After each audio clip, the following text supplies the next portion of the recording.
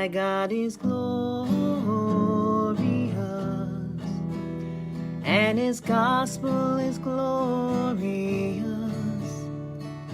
Father, loving the Son in the Spirit before the foundation of the world.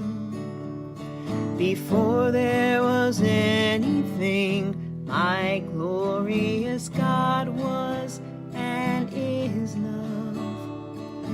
Out of his love I was created, not needed but wanted and loved. While I loved the dark, while I called evil good, and rejoiced in the darkness of sin, my glorious God came to be light to me. Still I chose to run from him. Born as a baby to run after me and meet with me where I am. Jesus, eternal Son of the Father, met with me where I am. He went to the cross and carried for me my shame and my guilt and my sin. Laid down his life and offered me mine. Born again, reconciled to God. He calls me brother, calls me friend. Father God sees me as righteous through him. He offers a place in his bosom, eternally loved and forgiven.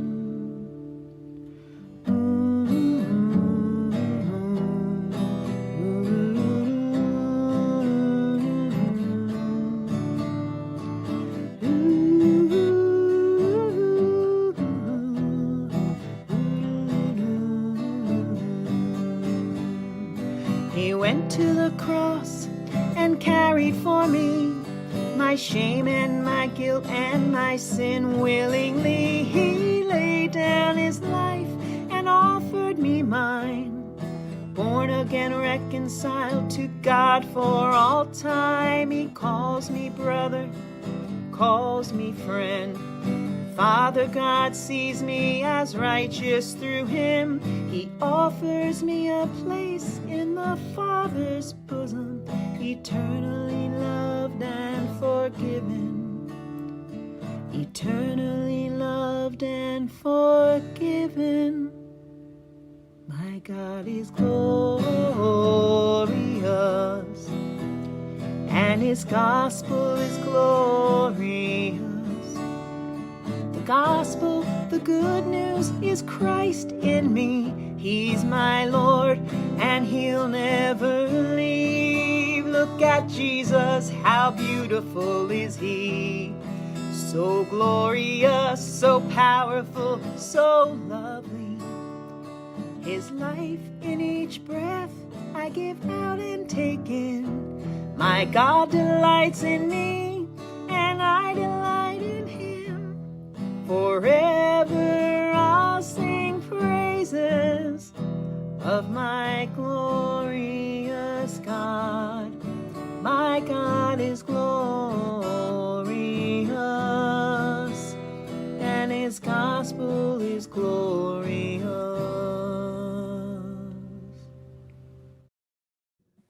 Hallelujah. Let Lord Jesus Christ shine forth. Good morning, good afternoon, good evening, wherever you are joining me. Welcome to another live stream with DCCI Ministries, and we are traveling all the way to USA.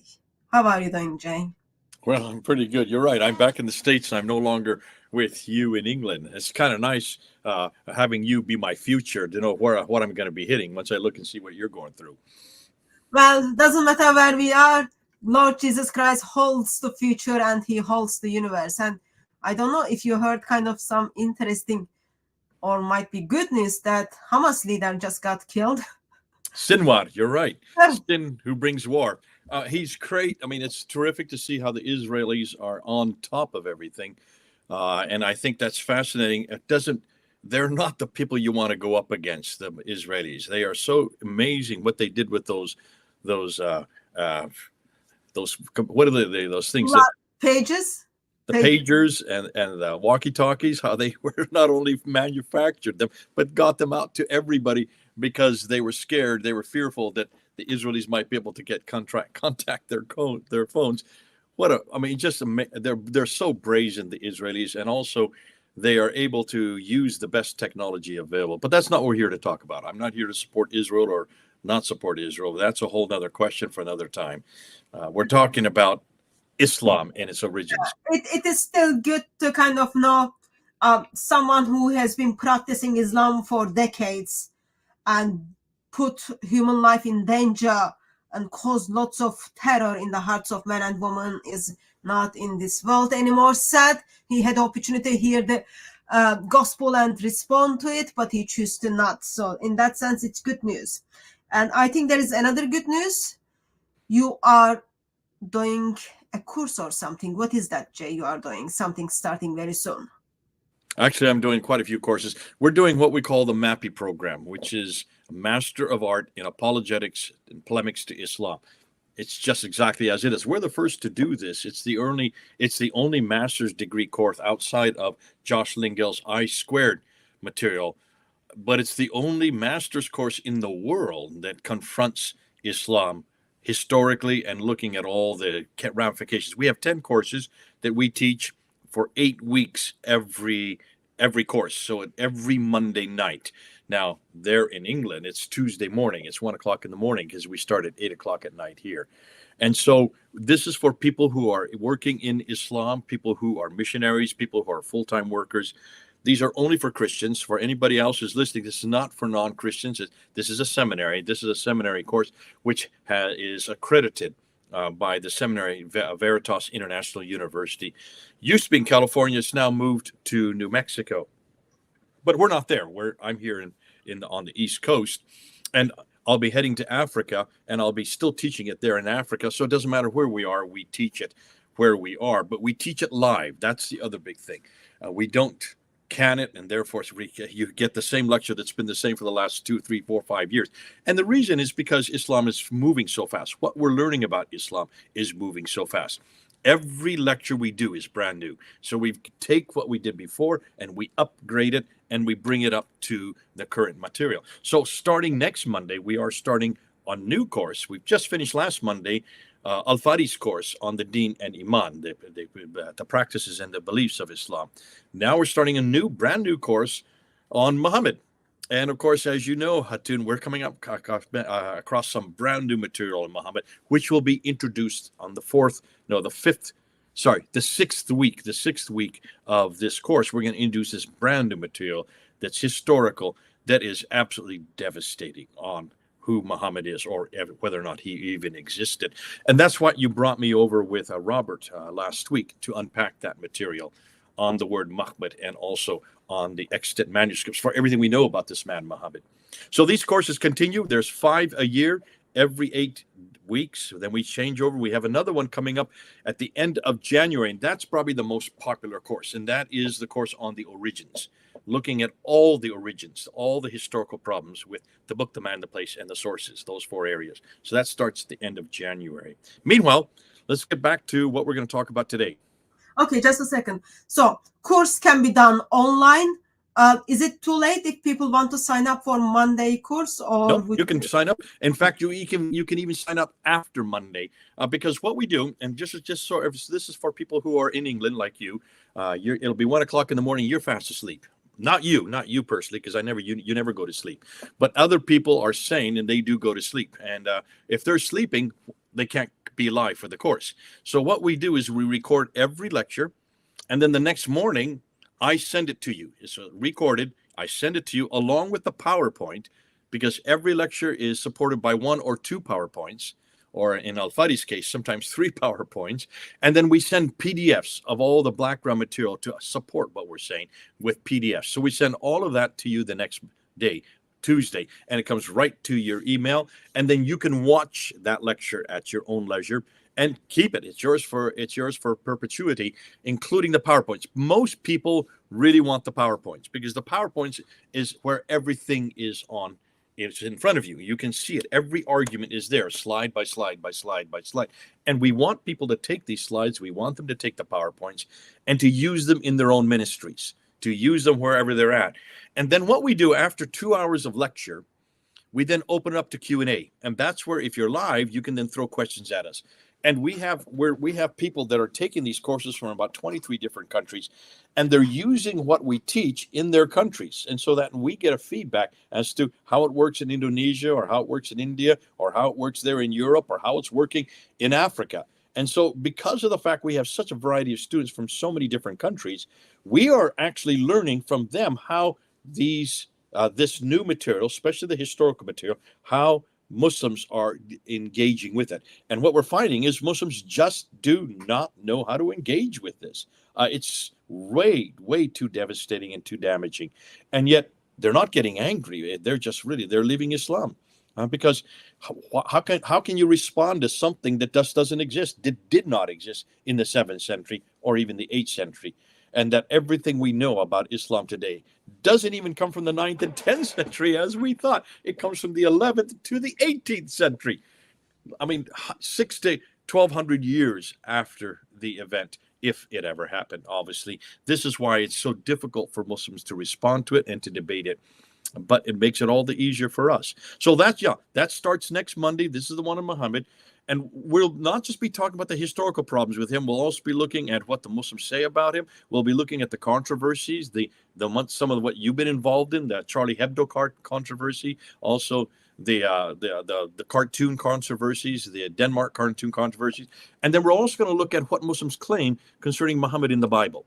Is Muhammad in the Bible? Is he in Deuteronomy 18? Is he in Song of Solomon 5:16? Is he there in John chapter 14 and John chapter 16? These are good questions that are coming out, but boy, wait till you find what the answers are. It's exciting because Muslims have no idea. They are that close to the truth. The problem is they've got the wrong Muhammad. But anyway, that's for later on in the course, starting on Monday. So that means if any of you are living a lifestyle of evangelist, so it's a good place to be, so you can get informations and then put that in practice.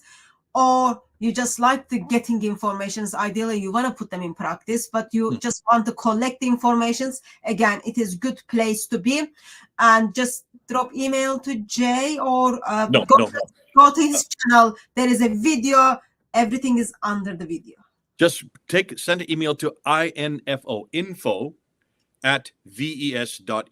or you can send it to eDavis, EDAVIS @ves.edu. VES used to be Veritas Evangelical Seminary. Now it's put to Veritas International University, but they still keep the VES there. So eDavis, that's EDAVIS @ves.edu. Send an email to them and you can start. You don't have to start next Monday. You can start anytime, because every Tuesday I send you all of these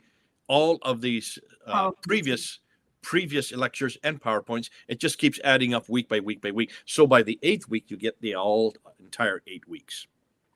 Okay, good. So make sure you write those email addresses down and then drop them email to take it further. So I got in touch with you because I received an email. Someone wanted me to review a video. So video is done by ex-Muslim atheist. He's not a Christian. Disturbing, isn't it? Today there are people who walk out of Islam, yet they have not turned to Lord Jesus Christ. So we've got big job to do. So he put a video together about the origin of Islam. He's looking at Muhammad's name. He's looking at his prophethood, talking about Blackstone, Qibla, where Quran comes from, and where Islam comes from, where Quran comes from, and where Islam come from. And then I just thought it will be good to have you and then go through that video. So I put the link to the video in the description so you can go and watch it, as well as I kind of download it. If everything goes well, we will be able to also listen it and comment it. And any of you who wants to engage on the topic, ideally we encourage you to engage on the topic. Please put @ in front of DCCI Ministries. Bring up your comments and questions. While Jay is here, we can simply use him. Before I go ahead and start, do you want to make any comment, Jay? Yeah, you sent the URL to me, and I watched it this morning, and I took notes. So I've got notes on it front and back, and One page. I had to laugh. It was great. It was fun. I enjoyed. Listen, God bless Zafar Heretic. That's his YouTube name. That's not his real name. And he's trying his best to shut down Islam. And while he is doing a good job of thinking through how he can confront Islam, he's made one of the probably the most common fallacies of any historical critique. So he's trying to do a historical critique of the origins of Islam, trying to see how Islam actually began, which is good. I'm glad he's doing that. That's a fair enterprise to be engaged with. But in order to do that, he is using the Islamic traditions to do so. Do you see the fallacy with that? So he's looking at from within Islamic perspective and then trying to bring up the contradictions to kind of figure out where did Muhammad come from, where did all this started. So he's not doing something you do or Robert Spencer does. Or any historian should be doing. He's not doing the historical task. A historian would never, ever start from using material that's now we've said 600 to 1200 years old to try to figure out what was happening in the 7th century. Why would you use some material from the 11th to 18th century to try to understand what's happening in the 7th century? That's a fallacy to begin with. No one would do that. No historian. So why is he even going to those traditions when he knows that those traditions, he says 9th to 10th century. Now, he doesn't know about the newest. He doesn't know about the extant manuscripts. He's not aware of that. So, I'll forgive him on that. But even if he believes these traditions are from the 9th and 10th century, why is he going to the 9th and 10th century to understand what's happening in the 7th century? That is not what you do as a historian. A historian, if you're talking about the 7th century, you go to the 7th century, for heaven's sakes.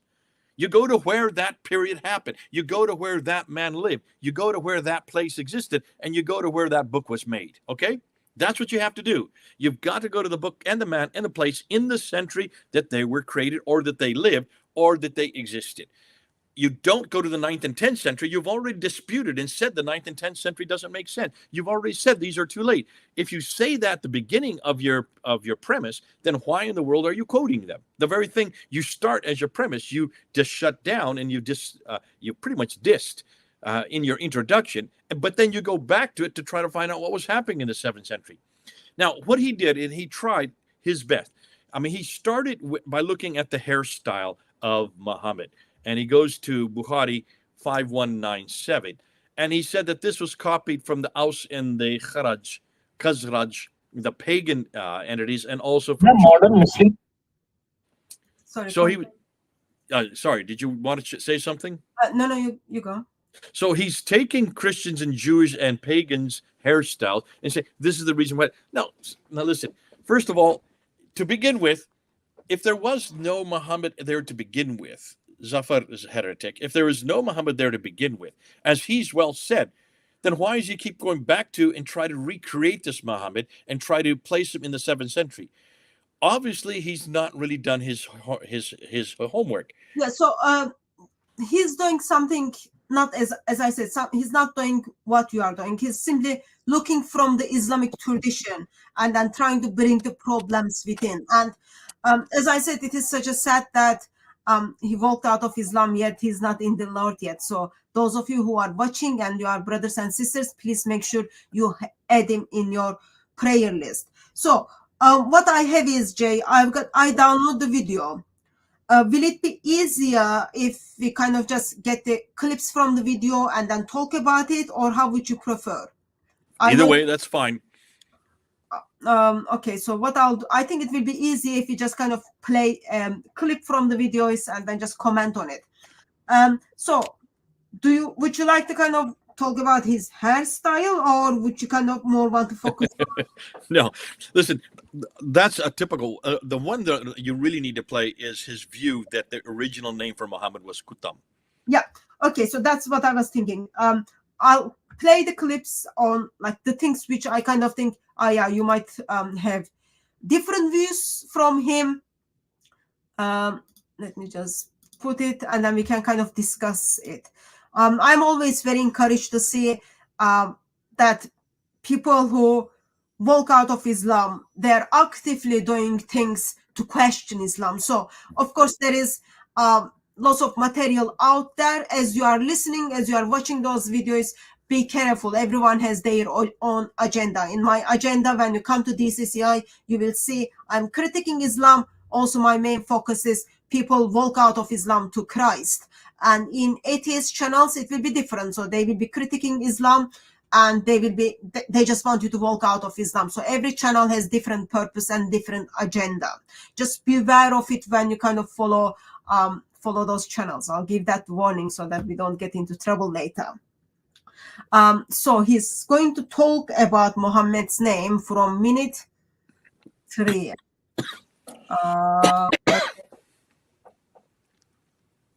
Okay, so we start from here. If people don't, not people, brothers and sisters and guests, if you can confirm that sound is okay from your side, that will be really, really helpful. Name. What does the name Muhammad mean? Can it even be someone's real name? Actually, Muhammad means the praised one or praiseworthy.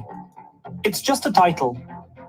Titles are added before names, like Doctor, Professor, Mr., or Mrs. No one in the world is given just a title as their birth name. Have you ever heard of a child whose real name is Mr. or Mrs., Doctor, or Professor? Of course not, because these are all titles. Therefore, it's clear that Muhammad adopted this name when he started spreading Islam, after the age of 40.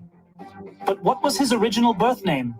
Although Islamic texts claim that Muhammad was named Muhammad from childhood, this is unlikely since these books were written 250 years after his death during the Abbasid Caliphate, and no parents would give their child a title as a name. Muslim scholars claim Muhammad's full name was Muhammad ibn Abdullah, meaning Muhammad, the son of Abdullah. But there's another important point to consider. Abdullah means slave of Allah, and before Muhammad's time, there was no concept of an Islamic Allah. In reality, Allah was a title used in Arabia for God, much like Bhagwan, or God, in our context. Bhagwan could refer to many deities, while Shiv is the name of one specific deity. Similarly, in Arabia, Allah was a title, and Hubal was the most significant deity, with goddesses like Lat, Manat, and Uzza considered Hubal's daughters. Muhammad's parents were pagan idol worshippers who believed in these goddesses. Therefore, Muhammad's father's original name was likely to have been Abd-ul-Lat, meaning slave of the goddess Lat. This was probably considered insulting after the rise of Islam, so when Islamic texts were written 250 years later, these names were heavily altered. So if Muhammad was just a title, what was his original birth name? According to the famous Egyptian scholar, Dr. Yusuf Zaidan, who was also the director of manuscripts at Alexandria, Muhammad's original name was Kutham, a name he kept until he was 40 years old, before he claimed prophethood. This information is confirmed on page 39 of the book Hayat-e-Muhammad. If we delve deeper, we find that Muhammad's grandfather, Abdul Muttalib, had a son named Kutham. When Muhammad was in his mother's womb, this son died, and Abdul Muttalib gave Muhammad this name after his birth. Islamic books later manipulated this story, claiming that Abdul Muttalib named him Muhammad based on a dream Muhammad's mother, Amina, supposedly had. Now think for a moment. Would Allah send revelations to a pagan woman? Remember, it's said that before Islam, these pagans buried children alive, and in a hadith, Muhammad himself says that his mother was not forgiven by Allah and is in hell. As I always say, when studying Islam, be skeptical of any statement involving divine intervention, because this divine power has not appeared since Muhammad's death. So, many sources confirm that Muhammad's original name was Kutham ibn Abd al-Lat, meaning Kutham, son of the slave of the goddess Al-Lat. For someone like Muhammad, who later condemned idol worship, this name would have been quite embarrassing. Hence, at the age of 40, Muhammad declared himself a prophet and took the name Muhammad, meaning the praised one. This name was later claimed to be divinely inspired when Islamic texts were written much later. It's clear that no parents would have given their child a title name at that time. Even if it wasn't Kutham, it would have been some pagan name, meaning the son of a slave to some other deity. According to Islam, calling Kutham Muhammad is considered shirk. associating partners with Allah. Let's prove this from the Quran. Allah himself says in the Quran that all praises are only for him. Quran 34:1. Therefore, calling Kutham Muhammad, meaning the praised one, equates him with God, which is shirk. Additionally, Kutham insisted that everyone say Sallallahu Alaihi Wasallam, peace be upon him, after his special name, indicating that he considered himself a god. He named himself the praised one and created a god who demanded praise just like him. In Muhammad's 23 names, the two most famous, Muhammad and Ahmad, promote shirk. Now, let's explore where Muhammad. Okay. Such a shame they didn't want to show Muhammad's face here, but we let that go. So that was kind of part of the video. Or you could see all video was 33 minutes, just over 33 minutes, and that was the part of the video where he's talking about Muhammad's name. He mentioned he kind of went through tradition and then talked about it. I know you've got new name for Muhammad. What are your thoughts so far, Jay? Okay, just bring us two back. So just bring that picture down. Oh, you mean like move? No. Just take it off. So just the two of us are talking. There you go, like that. Now listen, here's the problem. God bless Zafar Heretic. He's trying to go and trying to find anything. I mean, he uses this guy, Yusuf Zaidan, Dr. Yusuf Zaidan. I looked him up. This guy is a Sufi. He is not a scholar on Islam. He is a scholar on manuscript evidence because he has had manuscripts, but he knows nothing about the theology. But here's the irony.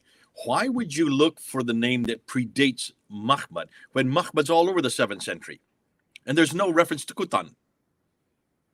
Do you see the problem? So he's taking something that was probably introduced on a much later date, in this case, 13th century, because Zaidan is going to the 13th century material from the what we know as the Siddha. He's going from the Siddha to find the word Kutam, and he's then interposing that back down 600 years earlier to the 7th century. Why don't you just go to the 7th century? Find out what the name is. And there is, first of all, there's no one by that name down in the Hijaz, all right? So let's get that out of the way. He's not even taking into consideration that what Muhammad is he talking about? If he's talking about a Muhammad, then you need to go and see, well, where is that Muhammad, and where are the references to him? And he is correct. There are many references to not Muhammad. We're putting in vowels by saying that Muhammad. Muhammad is everywhere. It's just the 4 letters that are in the word Muhammad, in the 4 consonants, Mim, Ha, Mim, Dal, or MHMD in English. Much like the Yahweh, it's just 4 letters, Yaha, Waha. And it's the Hebrew letters that we now then put the vowels to either get Jehovah or Yahweh. In the same case, the same thing works with Arabic. So Kutam, this idea is son of Amina, is a much later 13th century derivative that he's trying to apply to the 7th century. You don't do that as historians. You go back and see where is first Amina and Kutam in the 7th century, and they just don't exist. There is no Kutam. There isn't Amina. Now there is Hubal. He is correct. There is also Dushara. He forgot about Dushara, because in order to find out who Alat, Al-Manat, and Al-Uzza are, which are in chapter 53, verse 19 of the Quran, you need to go back and see where those names are in the 7th century. And they're in the 7th century. They're in what we call today Petra. You have the temple of Dushara. Dushara is the god of the Nabateans, but his generic title is Ilaha, which is in Arabic Allah, the god. So there's where Allah comes from. He comes from Dushara. Hubal would also be Allah, but Hubal has nothing to do with Alat, Al-Manat, and Al-Uzza. The wife of Dushara is Al-Uzza. Are you following me, Hatun? Yeah, I'm listening. So the wife of Dushara is Al-Uzza. That's her name. But her title is Alat, which is the feminine form of Allah. Allah, Alat. One is masculine, one is feminine. So the goddess, the title, whose name is Al-Uzza. Those are Nabatean goddesses. They are not the 3 daughters of Hubal. Where did he get that from? And again, that's just creating it out of thin air. You've got to go and look and see the Nabateans. See, but the Arabs haven't done this. The Muslims haven't done this. They haven't gone back to 7th century. They haven't gone back to the Nabateans. They've not even looked to see where all these words and these names come from. And they're all there for anybody to look at. So you have Dushara, you have a temple of Dushara in Petra today. You can see it. Dan Gibson does a whole talk on the temple of Dushara. And there is the statue. The statue he showed is actually Al-Uzza and Alat, the same goddess. It's the same goddess. One is the name and the other is the title. Just like Dushara is the name, Al-Ilaha is the title, the god whose name Dushara. The goddess, Alat, whose name Al-Uzza, all right? Al-Manat is a different goddess who comes from much further south. Okay, so they're from two different cities, two different goddesses for two different cities. But the three of them are included in chapter 50, verse 19, because it's against the idolatry of the Nabateans, who both, and depending on what city you come from, you either worship Ilaha and his consort, who is Al-Uzza, and her title is Alat, or you worship Al-Manat, the female goddess, who is from Hegera, Medina Hegera, which is just not too far from Tabuk, way up in the north of Arabia. Notice these are all up in the north of Arabia. So that's what you need to do. Rather than coming up with this word, kutam, and then he really gets it confused because he's quoting Dr. Yusuf Zaidan, who has no authority to say what he's saying, because Zaidan doesn't even have support. You notice he didn't give any support for it. He just gave a page 39 of his own text. And so therefore you're seeing, you be careful when you do this, because you're going to be laughed by the Muslims. And not only that, why spend all this time and energy trying to understand what the 11th, in this case, the 13th and 15th century Ottomans are saying, because these are Ottoman writers. Why try to understand what they're saying? Why don't you just go back to the 7th century and find these names for yourself? They're there. But Kutam is not there. So what is there in the 7th century? Okay, so let me just pause here for a second. His methodology is different. And he's looking at writings within Islamic circle. And yes, when you look at the writings within Islamic circle, so you get to see, yes, there is someone called Kutam is labeled as was Muhammad before. So he's looking from very different perspective than, as I said, you and sometimes me would look at. So within Islamic tradition, he's looking, yes, there are Muslims who are talking about Muhammad was once upon a time identified as Kutam. And before you kind of move on to the later century, what about the definition of the name of Muhammad? Okay. Before that, can you see the problem with that right there? Let me just show you. Let me give you an example why what you've just said is absolutely underlines the whole premise of why I have a problem with this. Let's just take King Arthur. All right. King Arthur is known all over England, right? What do you know about King Arthur? Do you know where he lived? In a place called Camelot, right? Where is Camelot? More than that, what do you know about King Arthur? Well, now we know from Walt Disney that actually as a little boy, he went and he pulled a sword out of the stone, right? And that's why he became king, right? And then because he became king as a little boy, he got this wizard named Merlin to teach him everything about being king. And then he created a round table with many knights all around it. Now, show me any historical support for what I've just said. The only historical support you're going to get is mainly material that was written thousands of years later to refer back to a king named King Arthur. We know almost nothing about King Arthur. There was no place called Camelot. There was no round table. There were no knights, and there was no stone which you pull a sword on. In fact, the stone and the sword was actually introduced by Walt Disney, who is nothing more than a caricature. So that's the difficulty. What this Zafar heretic is saying, he's going back to material that has been created over the centuries about this Muhammad, and he's taken that material as historical fact. Why doesn't he just go back to the 7th century? Like, why don't we just go back to where King Arthur lived and look at the date that he actually lived, and then ask, what do we now know about King Arthur? In the same token, you need to do the same thing with Muhammad. Forget about going to the 11th to the 15th century. Go back to the 7th century. Now tell me what you know about Muhammad. And the first thing you're going to find right away is that name is quite popular, but not Muhammad, not with 2 or 3 vowels. Take the vowels out, because there were no vowels in any written text in Arabic that early. So, first of all, I don't see that it's a contradiction that someone is trying to dig into the Islamic sources and then bring up the problems within Islamic sources. Well, I- say that, Yeah, but so that's but I don't see and that. you do that all the time, and that's fine. But don't say that this is the historical Muhammad and his name was Qutb until he became 40 years old. Then he changed it to Muhammad. Don't say that, because that is absolutely fallacious. So I don't see that as a problem, that you dig into the Islamic sources and then you kind of say, here's the contradiction, here's the accounts on Muhammad that contradicts what Muslims are telling to us today. And that's helpful because you meet with people, sometimes they just dig in Muslims, they only focus on what Islam teaches. They don't know that much about history side of it. So in that sense, I think it is good resource for people to check it out and then try if using this approach will work for them as they engage with Muslims. Okay. You're bringing up something that's very important, and this is true. We talked about this with Robert, and that is you're looking at what we call the internal critique, the internal polemic.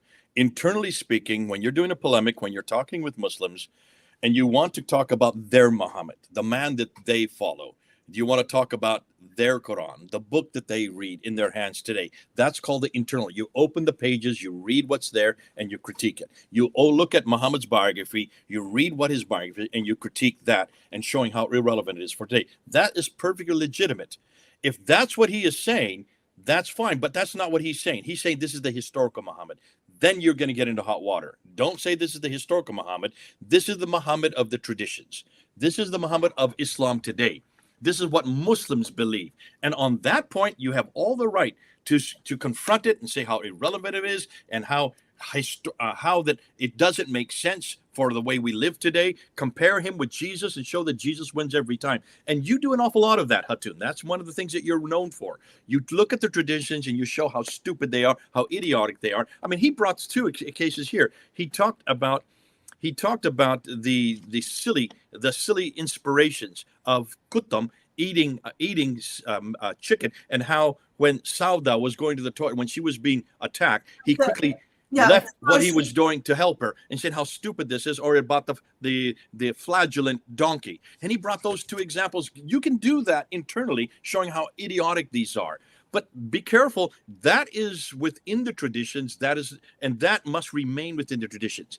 When he starts making, he says, historically, this is what Muhammad was, that he was Qutb before he was Muhammad, then you're making a historical claim. And you can't do that. You must not do that, because you're arguing apples with oranges. If you're going to talk about a historical claim, keep within history. So you are making a distinction when you are looking at the Muslim sources, use the phrase as this is what the tradition says, and then bring the... Or this is what you believe, or this is your Muhammad. Yes, then say that.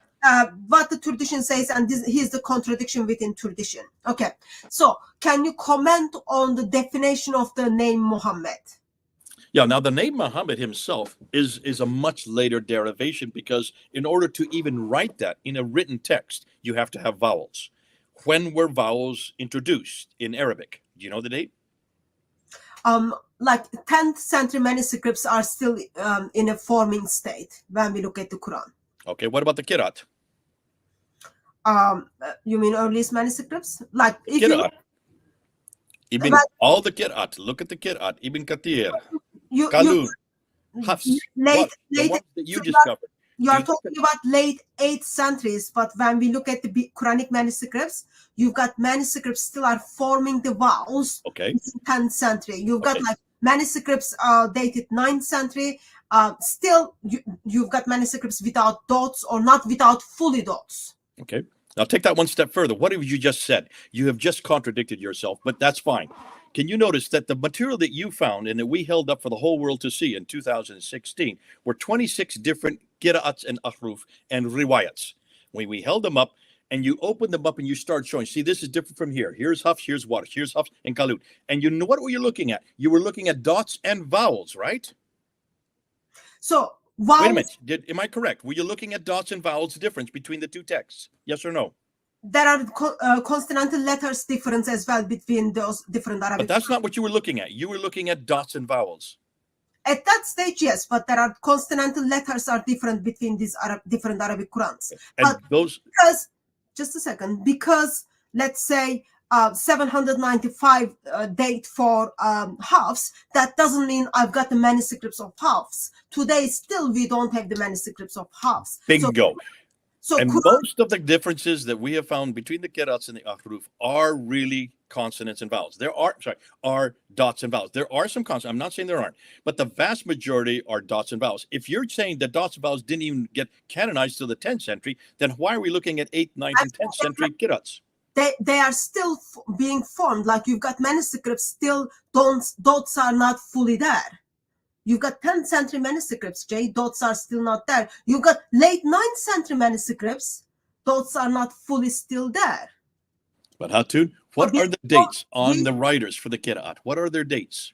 You know their dates. If I go with your approach, 795, then I don't have any manuscripts from 795. Okay, so you're the same problem that we're talking about concerning the late dates for the traditions also are the same problems that they have for the Qira'at and the Ahruf and all the material that you've come across. If you look at all these dates that we have, Nafi is 785, Qatir is 738, 77, 700, 80, and 80. The latest is 915. That's 10th century. And yet there's no dots and vowels even that early. Then how can we say that any of these are what these men wrote? I'm just saying they're not fully formed. So just like make sure that's the phrase what I'm using. So it's clear there. So on the question of names of Muhammad, name as the Muhammad, what does that word mean? Muhammad means could be the praised one, altogether lovely, the precious one, but most importantly, it's the anointed one. Okay, so in that case, you are saying he's making that statement correctly. If the word Muhammad was how it was introduced, if the word Muhammad, that's what the way it's been pronounced and it has been stated in the Islamic sources, the definition of the word is praised one.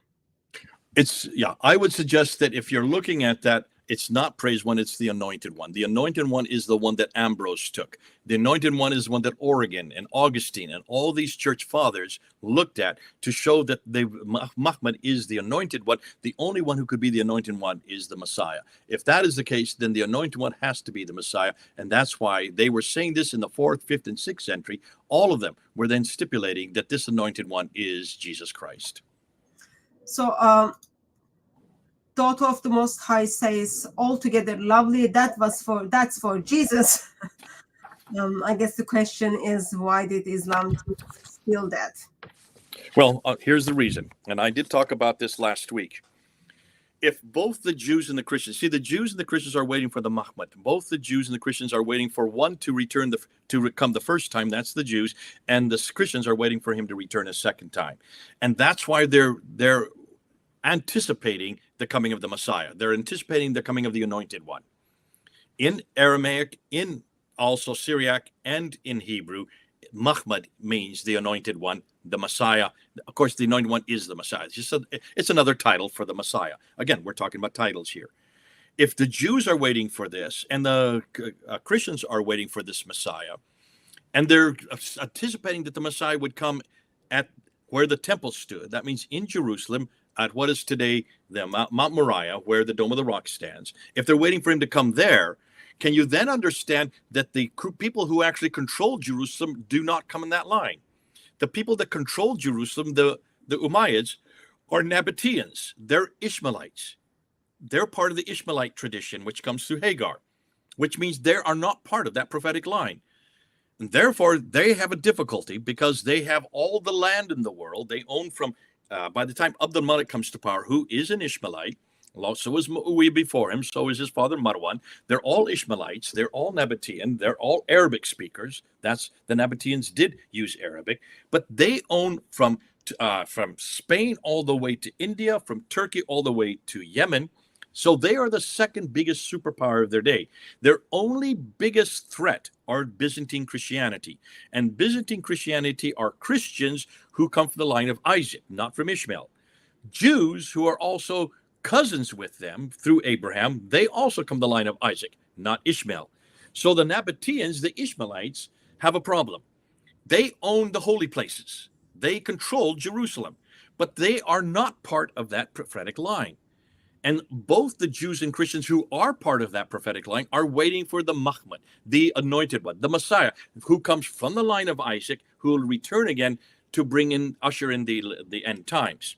So they are waiting for the time of apocalypse. At the same time, the Ishmaelites aren't part of that, but they would like to, because they both go back to Abraham. So what do you do if you are a great emperor like Abd al-Malik, not Muawiyah, but Abd al-Malik? You now control all this land. And you also don't like the Byzantines, Christians, because though you claim to be a Christian yourself, they believe that their Messiah, Jesus Christ, who's going to come a second time, that he is God, that he was God on the cross and died again, and that he's part of the Trinity. You don't believe that. You are an Arian. You have always been an Arian. Your family has always been Arian. You are from Merv, and you completely confront that. So what do? Well, first of all, you go and you slap a big building and you build the largest structure of its day right there on Mount Moriah, where the Messiah is going to return.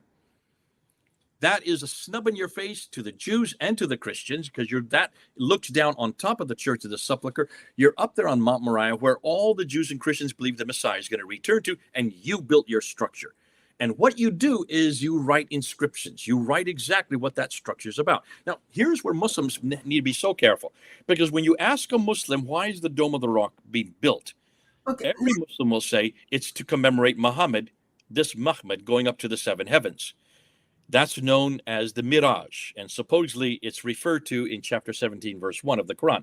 Show me any of those inscriptions, 7th century, not 19th century inscriptions, because the ones on the outside are 19, they're from 1876. Show me any 7th century inscription on the Dome of the Rock that says anything about the seven heavens, anything about the Burak, the winged horse that brings them from Mecca or says anything about Mecca, or anything about that event. Not one word, not even one letter. So all of the inscriptions are against Jesus Christ. The entire building was built against Jesus Christ. Remember Robert Spencer talked about this last week. He said, it's in his book. Read his book. He says the Dome of the Rock is an anomaly for Muslims. They don't know what to do with it. It's the first biggest structure of their empire, and it's all against the divinity of Jesus, the Trinity, Jesus, the sonship of Jesus, can begetting or not begotten. And then you have the famous phrase, La ilaha illallah, Muhammad Rasulullah. So there is only one God but God. So this is an anti-Trinitarian attack against the Trinitarian God. And the praised one, or the anointed word, the Muhammad, because there's no vowels there, there's no Muhammad there, it's just 4 letters. Mim Kham Mim Dal is the servant of God. So that is why it's there. That becomes the Shahada later on. But every Muslim today puts Muhammad in that word. And that's what we've done. We put Muhammad in that. And that's what Robert Spencer was doing last Friday. And I said, would you stop putting Muhammad there? Keep it to Muhammad, because Muhammad is absolutely significant. This is what everybody's waiting for. So the Jews are waiting for it. The Christians are waiting for it. So is Abd al-Malik waiting for it. But here, after he confronts this Muhammad and says, you're Muhammad, you're one that you believe is the anointed one. He is not divine. He is not part of the Trinity. There is no Trinity. He is nothing more than the messenger, because God is one. That's all it says on the Dome of the Rock. So, and that's 691. Then you need to go to the 8th century and then see what happens in the 8th century. Okay, let me just break in with quick 2 questions. Did I hear that correctly? You said Nabatean said Arabic? Nabatean Aramaic is what created Aramaic. Okay, Aramaic. And there's a question of, so if Muhammad means but don't jump through that. Unpack that a bit. No. Nabatean Aramaic is what we see in the Quran. Okay. Isn't that interesting? So the Nabatean Aramaic that is controlled by the Ishmaelites is what the Quran is made out of. And that includes the Ta Marbuta, the Alif Maksura, and the definite article, which is not in the Arabic that would have been in Mecca and Medina, which is from the south. Okay. That's the Bayak Arabic. I just wanted to make sure I heard that correctly. So I misheard. I thought you said Arabic. So that's fine. The quick question, I've got you only for 90 minutes. So quick question on, you said one of the definition for Muhammad was anointed one. So then how would you respond? What is Messiah means then? Well, the Messiah, it's just like Messiah is the word that's in Hebrew that has been waiting, that they've all been waiting for. The Messiah is to come, and so are we waiting for the Messiah. In fact, Al-Masihu is what the Arabic term is. Al-Mashiach is what you see in Hebrew. What's fascinating is that it is Ambrose, the early church father in the 4th century, who takes that title that he sees in Song of Solomon 5:16, and he says, if this is the anointed one, has to be another word, another title, another derivative of Messiah. This is the Messiah who is yet to come. Therefore, it has to be Jesus Christ. Once he introduces that in the 4th century AD, not BC, AD, then all the subsequent church fathers, Origen who's the great one? Augustine. They all then write it. I've got it here. I'm going to look for it. But this is something that Mel and I have not put up yet. And that's why I'm a little reticent to introduce it this early, since we haven't done a talk on this yet. That's okay. We don't need to introduce that. So I just wanted to know. So I think the question of us just wanted to know, in our terms, they are different. They are the same than how it is. How come Muslims just doesn't know what his Messiah means then? So would you identify MHMD as a title? Absolutely. It is the praised one, the anointed one, the altogether lovely. Okay. And that we've known since the 1400s BC. Okay, that's something I think people need to kind of double check. It's all over the Old Testament. 11 times you'll find Muhammad in the Old Testament. I think it's been pronounced and written differently, but we let people. Well, the way it's written in English is M-A-C-H-D-A-D, M-A-C, Mahmud. But that's just the way whenever you write it in Hebrew, it could be Mehmad, Mahmud, Mohammed, but it's Mahmud is the way we write it in English. I know Muslims kind of argue because sound is the same, it's Muhammad stuff, but I don't fall into that one. So just a quick question. There was another question I needed to bring that to your attention. Just a second before we move to the next segment.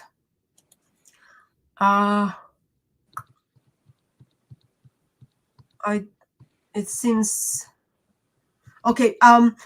So it's kind of not in the topic, but we talked about this in the past. So can you be kind and confirm that in 7th century we didn't have Muslims? They were identified as Arabs. No, they identified them with 5 different words. They identified themselves over and over again as Saracens. I'm sorry, cancel that. Those from outside identified them as Saracens. They identified themselves as Hagarines from the line of Hagar. They identified themselves as Ishmaelites, again from the line of Hagar through Ishmael.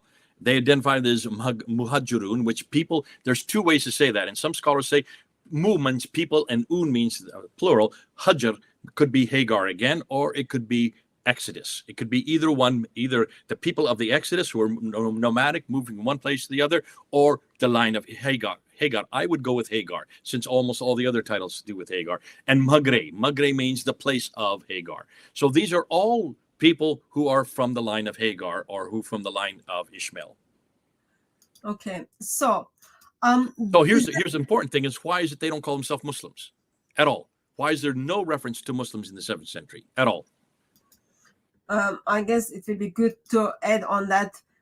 If you want to know the answer, join Jay's class, which starts on Monday. Okay, so that part was about the name of Muhammad.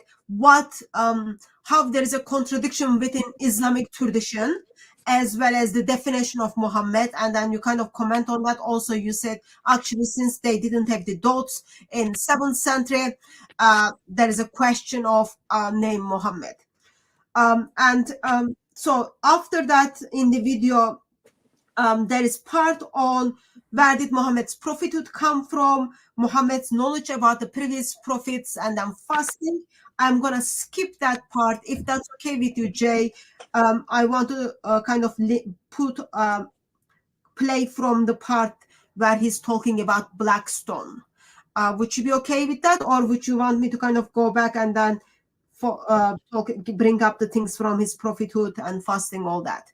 I'm your faithful servant. You're in charge. You go where you want to go, and we'll just take it from there. Okay, let's remind us that Jesus is our boss. I'll go with that because we got only like 90 minutes and we already kind of did the half of it already. So we talk about Blackstone and then see what he says about Blackstone. And then because I know you made videos about it and then you kind of did some research on that, it will be good to have your input there as well. Used to worship stones, and when they found a better stone, they... Okay, just a second.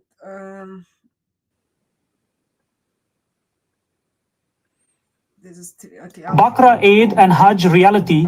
We explain all this in detail. The link will be in the pinned comment below. For now, let's briefly discuss where all this came from. According to Bukhari's Hadith 4376, people used to worship stones, and when they found a better stone, they discarded the previous one and performed tawaf around the new one. So, even before Islam, Muhammad's people were performing tawaf around stones. After Islam's rise, they started performing tawaf around the Kaaba and the Black Stone. Now think about this. If Allah hates idol worship so much, why would He want people to perform tawaf around the Kaaba and the Black Stone? These are both worldly objects and stones. Why is there a problem with idols but not with these stones? It's simple. Islam is not only copied from the people of the book, but also from pagans.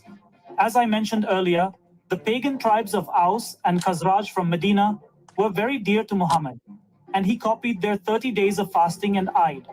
Similarly, he copied tawaf from them. Now, let's talk about some things related to this stone, and then we'll discuss an important contradiction. According to Tirmidhi's hadith, the Prophet said that on the Day of Judgment, Allah will give this stone eyes and a mouth to testify for the sins of the believers. What a joke!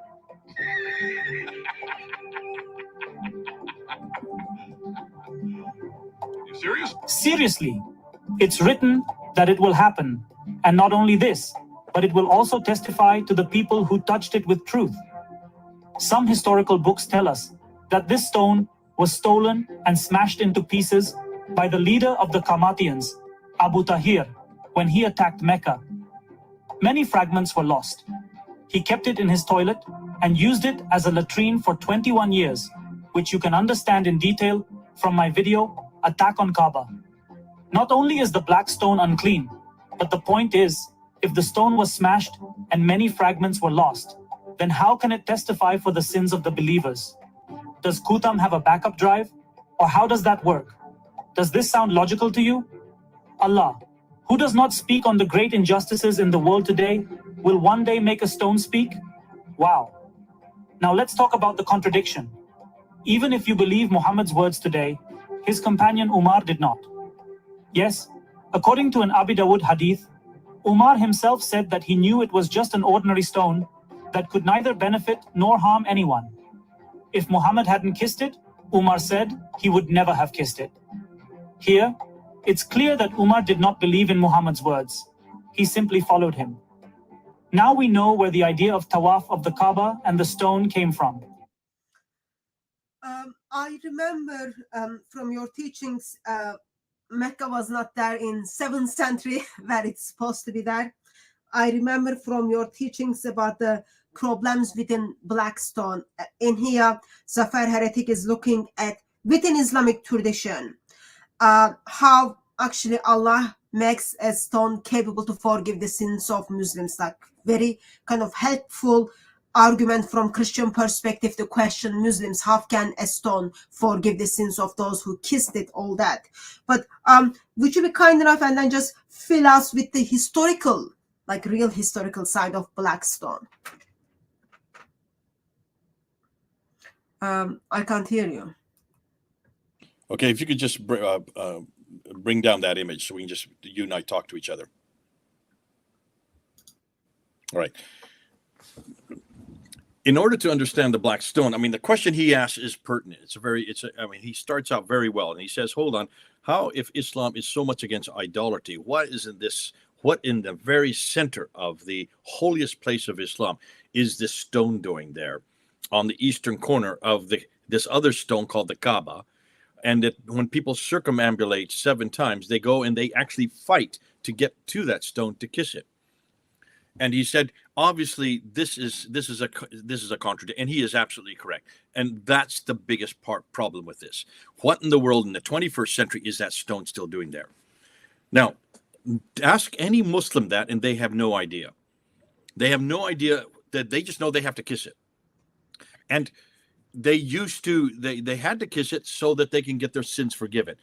And so, I mean, Zafar is absolutely correct. Not only is that a contradiction, that's a theological improbability, but it's an embarrassment for the modern day Muslims. At the very seat, at the very center of everything that is holy, that they pray to 5 times a day, every time praying towards that stone, and yet that stone can forgive sins, something that only God can do. So it's taken on the function of God himself.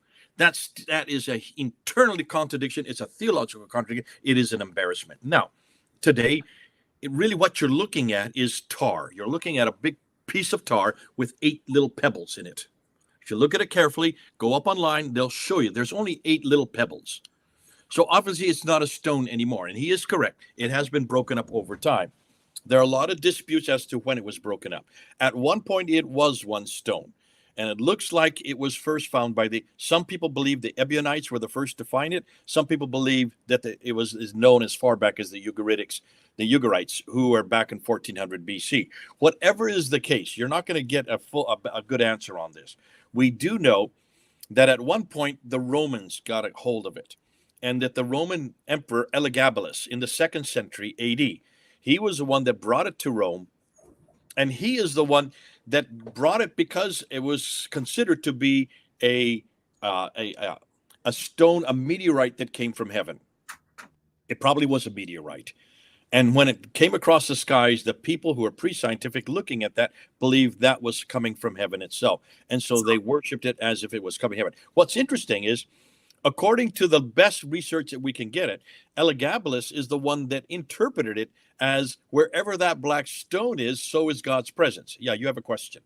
Not a question, but just fill the gap. So Islamic tradition teaches that it was white stone came down from heaven. So it's like heavenly being entered into the world. And then it is black today because sinners kind of kiss it and then just like turn to black because of the sins of Adam and other sinners. So that's kind of just wanted to fill that gap. Stop and look at the stone carefully. The pebbles, they're actually brown. Some of them are clear. It's okay, that's original. It's the black tar that makes it black. So even that you can see is probably a modern day interpretation.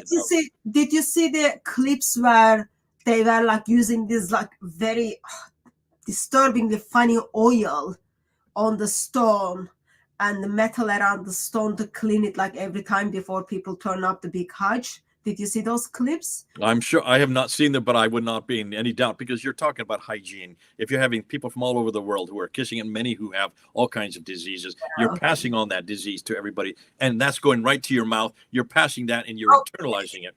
You lick your lips after that, you've got whatever the person before you had. So that would be so unhygienic. Thank God we don't have to do that. So here we go. Here's the interesting thing. The black part of it is not the stone part of it. The black part is the tar on which the pebbles are placed. The pebbles are only about as big as a coin. They're very small. There's 8 of them.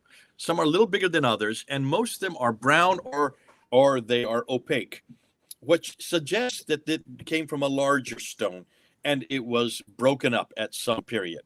Now, when it was according to but the best, again, there's so much research we have to do on this, Hatu. I've been having Dr. Pat Andrews. You know who Dr. Pat Andrews is, who has been looking at this, and he's done a whole study on it.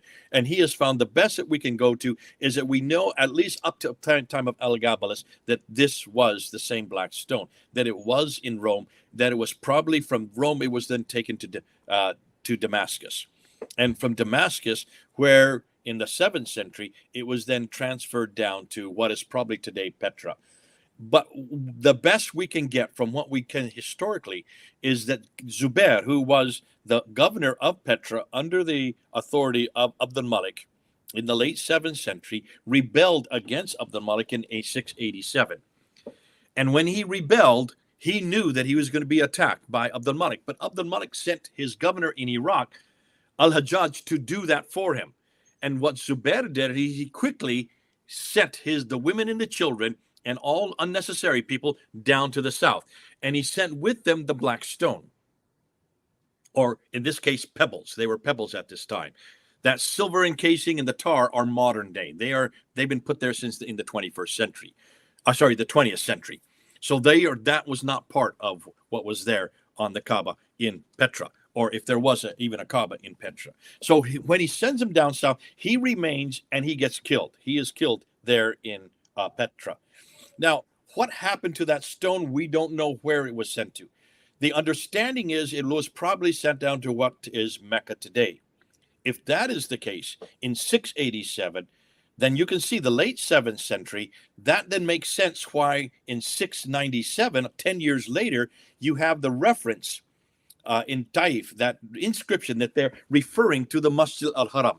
The Masjid al-Haram, which is now very close to Taif, which looks like it's 10 years later, then they make the new Masjid al-Haram. Masjid al-Haram just means in Arabic, the forbidden place of bowing.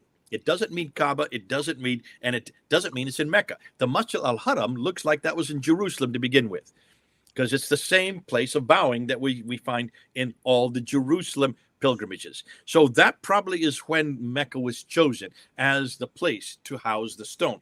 Why did they need that? Because the pilgrims were following the stone. When you're a pilgrim and you want to go to where you're getting forgiven, you want to go where the stone is. It was in Petra. Before that, it was in Damascus. Possibly even before that, it may have been in Rome or Jerusalem. What we do know is that by the late 7th century, it was sent down to what then became Mecca. And that's why Mecca became important, because it is where the stone, where God's presence is. Where the stone is where God's presence is. You don't go to Petra anymore. God's no longer there. You go to where God is. That's why, isn't it interesting, almost everything you find in Mecca today, almost everything comes from Jerusalem, are nothing more than facsimiles or models of what we find in Jerusalem. So once you have the God's presence there, then you put that God's presence on the Kaaba.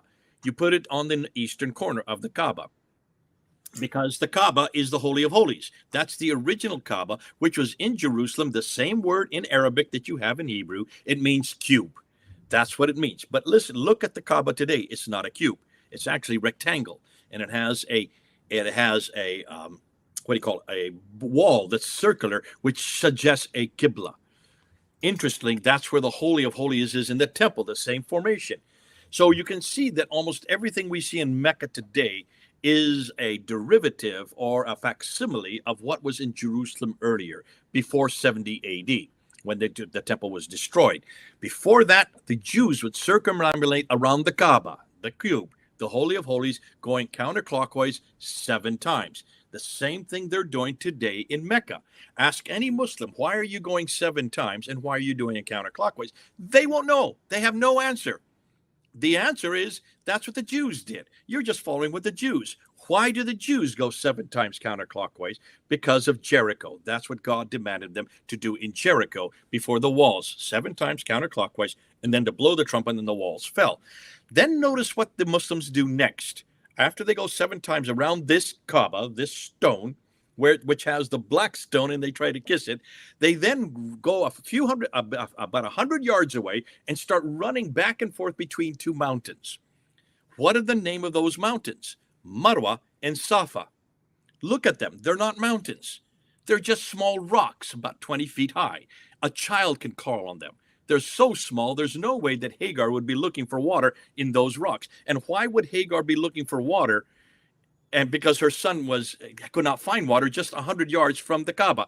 If the Kaaba was the center of Mecca, of which there were thousands of people living in Mecca, according to their traditions. Why didn't she just go to the nearest house and knock on the door and ask for water at the nearest house? No, this is supposed to be out in the desert, far away from humanity, from any towns, from any cities. That's why she has to look for water.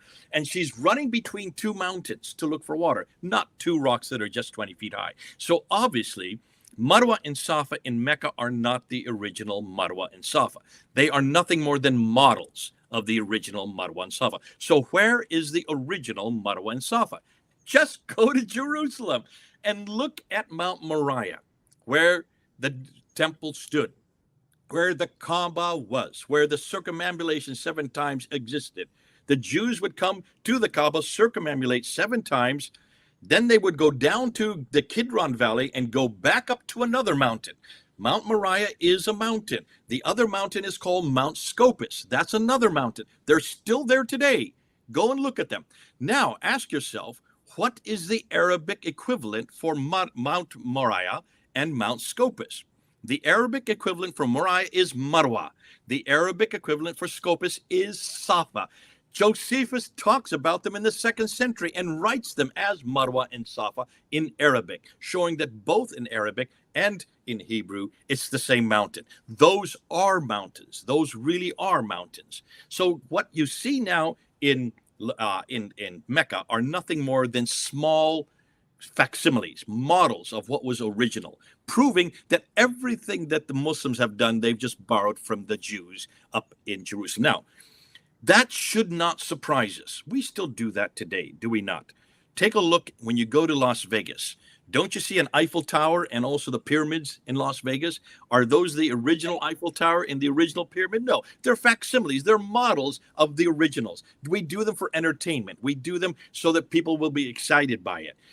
If it's happening in Las Vegas in our lifetime, it also happened in Mecca in their lifetime. But here's what's really interesting. The meaning gets changed as you go, because then you need to go and look at some other rocks in Mecca. Remember what they do after they circumambulate and they run back and forth between these 2 little stones called Marwa and Safa, just 100 yards apart. Then they go to the Jamarats. And these are this big tower, this stone tower, and you throw anywhere from 42 to 70, I think it's 47 to 72 stones at them. Stones, again, multiplication of 7. 49 or 72 stones. Again, a multiplication of 7. Why 7? Well, that's the holy number in Judaism. And what is that Jamarat? That is the devil. But up until 1980, there was just one Jamarat. Look at all the pictures. There's only one Jamarat. And people would be throwing stones over top of others. And many times those stones would hit people who were close to the Jamarat and they would die. And it became such a problem that they had to redesign the entire Jamarat. So today, there's not one Jamarat, there are 3 Jamarats enclosed in a huge building that have many different tiers. So when people throw stones, they don't hit anybody, and it's air conditioned, so they don't get heat stroke. But here's what's interesting. So since 1980, and they built these 3 Jamarats, how can there be now 3 devils? You can't have 3 devils that you're throwing stones at. So now they've changed the whole meaning to not 3 devils that you're throwing stones at. These are 3 temptations of Abraham. So since 1980, they've changed the tradition. It's happened in my lifetime because I was alive in 1980 when they created the 3 Jamarats. So if it's happening today in our lifetime, they're still creating the traditions. They're still creating the meaning of what the Hajj is in our lifetime. Then why aren't we surprised that this was happening all the way through the 7th, 8th, 9th, and 10th century? Another better question is also helpful to ask in the engagement with Muslims is why devil or devils are in the house of Allah? What are they doing there? I was going to ask something. And how can an animate stone hurt an animate object, or how can the devil be hurt by animate stones? That's the miracle of Islam. What are your thoughts on? I guess you don't believe that the black stone in Süleymaniye Camisi is in the Mosque of Süleymaniye in Istanbul. You don't believe that has anything to do with Islam? The black stone in the so let me know. I don't think that has anything to do with it. I think it. And now I can't say because we haven't really done. We're having a hard time tracing exactly what date it was where. And the reason why is almost all the documentation for the black stone has been destroyed by the Abbasids, which were then redestroyed by the Ottomans. So much of what we know from the 7th century, we have to go either back to the 7th century, but not 8th and 9th century, because remember, this is the biggest problem. Remember when Tom Holland came to me and he wanted to talk he said, Jay, he had me do some work for him in 2006 on the St. Paul and why we were having lunch. I turned to him and I said, listen, since you've already done the Persian fire and you've already done on the Byzantine, why don't you write the next chapter? Why don't you write about Islam. Why don't you write about the beginning of Islam? And he said, well, that should be pretty easy. I said, no, it's not. You're not going to find a thing. You're not going to find a thing from the 7th and 8th century about how Islam began. Now, that was back in 2006. We had that discussion. It took him 6 years to write that book. He didn't get he usually writes a book in 3 years. That took him double the time because there's just nothing there. You can't write a history when there's no historical material. That's why, what this Zafar heretic is dependent on is material from 9th, he thought 9th and 10th century. Little does he know, it's from the 11th to the 15th to the 18th century. Yeah. So even much of what he is writing is so late. That's why the whole thing with the Black Stone, where are we going to find the end? We still have to do an awful lot of research. But remember, there are very few of us who are doing the research. You're talking about maybe 5 to 10 of us who are doing the research on this. And that's why we need hundreds more to do this kind of research, because it's much more recent. And we should be able to trace the whole lineage of how the Black Stone moved, where it moved from, and what happened to it up until the time that we see it today. It takes a lot of time of reading, researching, and if anyone is available and willing to step in, just drop email to Jay.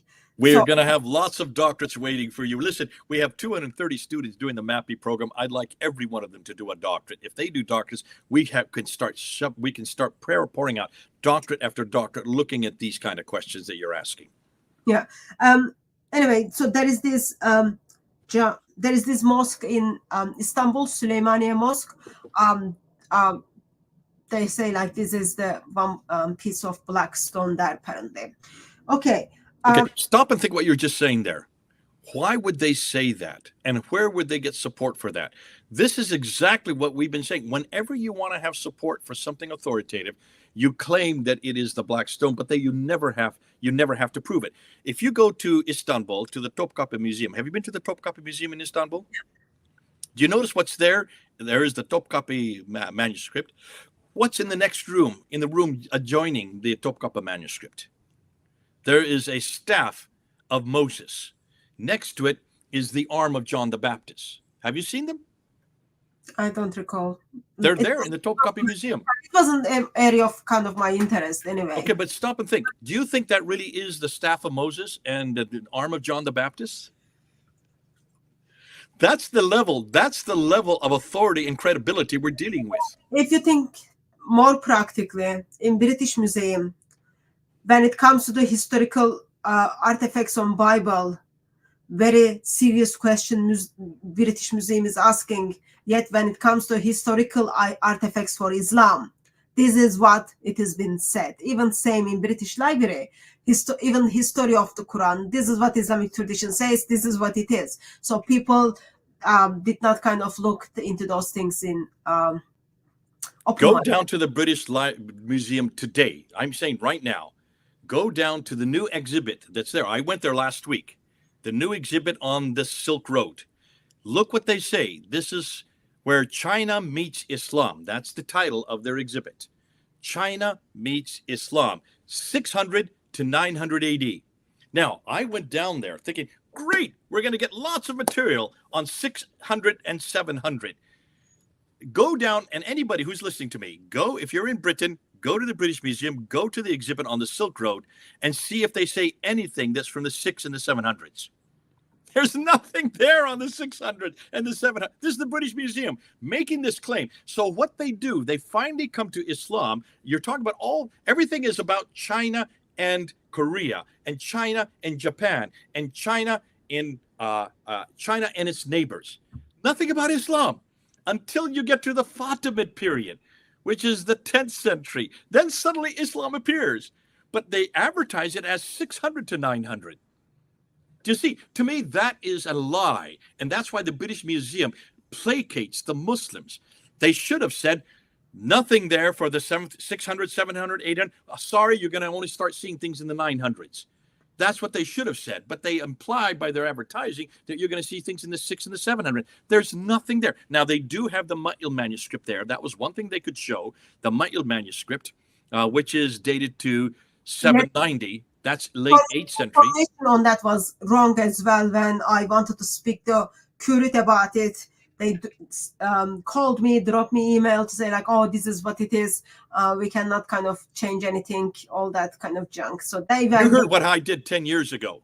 10 years ago, no, maybe more than that. around 2005, 2006, I got a phone call from a friend. Said, Jay, have you looked at the 2165 manuscript? They have now dated it to 690. They put it up by 100 years from 790, where Martin Lings, who is the curator of the manuscript section for the British Library, he had dated it to 790. The curator then had now put it up by 100 years. They said, you need to confront this guy. So I picked up the phone, called the curator of the British Library. I'm not going to tell you his name. And I said, why did you put it to 690? He said, well, because it makes sense that this would be at the very beginning, because we know that Uthman was 652. This is a very early one. This is only goes up to Surah 43. So this would be a facsimile from the Uthmanic recension. I said, so you're just going from this Islamic traditions to give you notice of where to put this up by 100 years? And I said, would you mind if I come down and actually interview you and let this go across the world that this is your criteria for putting it up 100 years? He paused about 10 seconds. Then he says to me, well, what should I do? Asking me what he should do. He didn't even know who I was. He didn't even ask my name. I didn't give him my name yet. I didn't tell him anything about who I was. I said, listen, unless you're willing to go public with this, and we're going to come down, we're going to bring a film crew, we're going to bring a journalist, and we're going to say you, and I gave his name, now have stipulated that this book is now from 690, not 790. You put it up 100 years, and the reason is because you're following the Islamic traditions. I said, if that's your criteria, you're going to be laughed out of court. Are you willing to do that? Within 2 weeks, he put it back to 790. And that only took me 10 minutes and one phone call, 10 minutes to get him back, to put it back to 790. He knew nothing about who he was talking about. I said, what are your credentials for looking at Islamic manuscripts? He says, well, I don't look at Islamic manuscripts. He says, I'm a medical journalist. I look at medical manuscripts. I said, what are you doing then changing one of the greatest, probably the second to third most important early manuscript on Islam, and changing it by 100 years, and you have nothing to do with Islamic manuscripts at all. You've never done any forensic testing on it. And at least Martin Lings he did forensic testing. That's why he put the date 790. But that took 10 minutes of one phone call to shut that down and get it back to 790 where it belongs. So that kind of shows us when even the historians or the experts in their area, when it comes to Islam, there is very much high level of bias being biased. I think it's ignorance. I don't think it's bias. I think it's ignorance. And I think it's also they're scared to death that if they put late dates, they're going to get their salaries taken away. They're going to get death threats. They're scared to death of where the money comes from. And they know that they've got to play this charade. They've got to play this charade because of the environment. Listen, this is the only area of research where you can die for what you say. There's no other area of research where you can make claim. If you say anything about biblical manuscripts, you have all the right to say so. No one's going to kill you. No one's going to threaten you. No one's going to take away your salary. And certainly, we're not going to throw you out of your job. We don't do that with Christianity. It's Islam uniquely that does that. And that's why you still have the Taslim and Nasrins, and you still have the Zahir, what's his name? Fazlur Rahman, and you still have the Salman Rushdies, who have only written books about what they have researched and have lost their lives, or that people are still trying to kill Salman Rushdie. He just lost his eye a few years ago. They will continue until they kill him. This is why people don't want to make claims and don't want to make public statements about what they research or what they find. We're the only ones that are doing so. And we get death threats all the time. You get death threats. I get death threats. Okay, so let's... I thought you said because you are focused on historical materials now, it's much safer for you. But okay, so it's a lot safer than what you're doing. Yeah, okay. I don't mock Muhammad like you do. I don't do that. You're getting all the death, but there's people need to know this. Let me say this, because you won't say this. But the reason that you are getting many more death threats is because you're an apostate. Okay, Jay. So you're much more of a threat than I. Okay, Jay. So we looked at the... She doesn't like to talk about this, folks. We looked at the Blackstone. She's changing the subject now. She doesn't want to talk about, but we need to praise her because she is much more dangerous for Hutton than it is for you and me. All right? Just so you all know that. We talked about Blackstone. Do you want to talk about... you've got only like 6 minutes. Do you want to look at Qibla, where the Quran come from, and where Islam come from? No, I want to talk about how amazing you are that you're still willing to put your face in public and say the things that you're saying. It's not my fault if Muhammad is false prophet. I can't do anything about it. So let me go to part where kind of last part of the video where Zafar Heretic is talking about where Islam come from. Are you okay with that? Okay. Yeah, the Ebionites. This is really, I had to laugh when he did this. He has no idea what he's talking about. This has nothing to do with the Ebionites. Okay, let's just play so people know, because I don't think many people watched it. Okay, now see, my computer is doing this. Okay, so it's gonna be 30 minutes. This is the one of the video, like I watched all of it. So let me pull it to 30 minutes. Okay, let's start from here. So he's talking this part where he's talking about how the certain revelations happen. There are some interesting kind of traditions on that, but let's listen afterwards. In them. This means that the verse was inspired by the donkey's passing wind. If the donkey had been washed and cleaned that day, this verse would not have come. These examples show that the Quran was inspired by not only humans, but even animals, making it hard to believe that it came from God. About hellfire and the punishment of the grave, where they came from, I suggest you watch this video of mine, which will set you free from the fear of hellfire forever. But let's see now how the entire Islam might have come from. In the Quran, we find hints that suggest a theory about the origins of Islam. As we learned earlier, Muhammad means the praised one, which is a title, not a name. You may be surprised to know that Christians also gave a similar title to Jesus, Christ or Messiah. Long ago, a Christian sect emerged from the Jews called the Ebionites. It's said that they gave Jesus the same title, the Praised One, which was translated into Arabic as Muhammad. Take your cursor off. Muhammad incorporated pagan practices. Sorry? Take your cursor off, because it's that the box is staying on because your cursor is right over top of it. Okay. And mixed their special festivals with the Abrahamic religion to create Islam. There are still many similarities between this Christian sect and Islam. For example, this sect also believed that Jesus was not the Son of God, but a messenger. Many times, when the Quran mentions Muhammad, it seems as if it's talking about Jesus. Like one verse in the Quran refers to Muhammad as the son of a special mother, which raises a lot of questions. Additionally, early Islamic coins were found with the mark of a cross, raising further doubts. It's said that this Christian sect was boycotted by the rest of the Christian community due to their different beliefs about Jesus. It's possible that this sect evolved into what we now know as Islam today. Just as the Qadiani sect is not accepted as part of mainstream Islam today, it's possible that this sect might evolve into a new religion tomorrow. Similarly, this Christian sect evolved into what we know as Islam. Now the question arises, did Qutham, later known as Muhammad, really exist, and did he create Islam? I suggest you watch my video where the existence of Muhammad is discussed. In short, Muhammad's existence is not a big deal because there were many prophets in Arabia at that time. However, it's certain that whoever this religion was built around, he wanted to become a prophet by using existing religions. Whatever the case, one thing is certain. Islam is a completely copy-pasted religion from other religions and is now one of the most fanatic religions in the world. To eliminate this fanaticism and help people understand the difference between religion and humanity, we started this ex-Muslim movement. Join. Okay, let's pause here. I intentionally actually paused that in case Zafar Heretic kind of watched that.